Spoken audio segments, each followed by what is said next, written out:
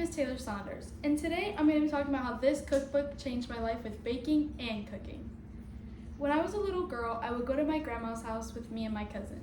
We would then bake gingerbread cookies by measuring and mixing the dough together. Whenever it got too hard at the end there, she would have to come in and help. Then when it came to rolling it out, of course I did that. We would then go in this big container of cookie cutters that we had. So you had Christmas trees, snowflakes, gingerbread people, all types of sizes and shapes. Then when it had to be transferred onto the cookie sheet, we had to be very careful to make sure we didn't mess them up. When we put them in the oven, we had to make sure they were also good in there too.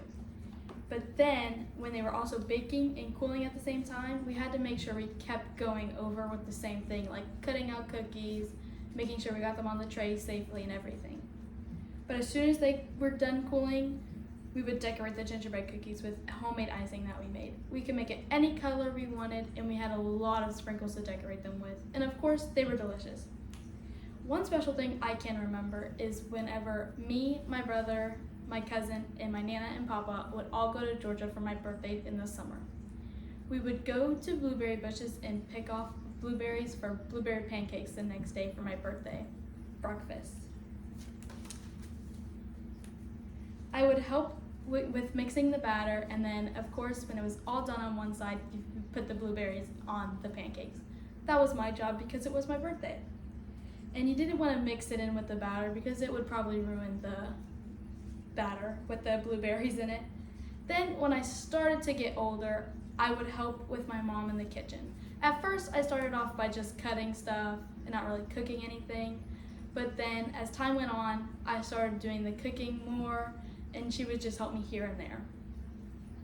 Then every week for dinner she would be like, alrighty, pick a meal, and then I'd be like, okay, this, and then she'd be like, okay, but you have to cook that. So I did, all by myself. When it came to Christmas time, I started to try different recipes for the family. This is when I found out I love to bake. So I started making cupcakes for different holidays. This past Thanksgiving, I actually made cake pops that were supposed to look like turkeys, but did not turn out like turkeys. I've tried to make my favorite dessert, which are macarons, which are the cookies with the filling in the middle, but that did not turn out good. I've learned how to cook and bake all by myself, and get to see others eating it just makes me happy. That's why this cooking book has made me who I am today.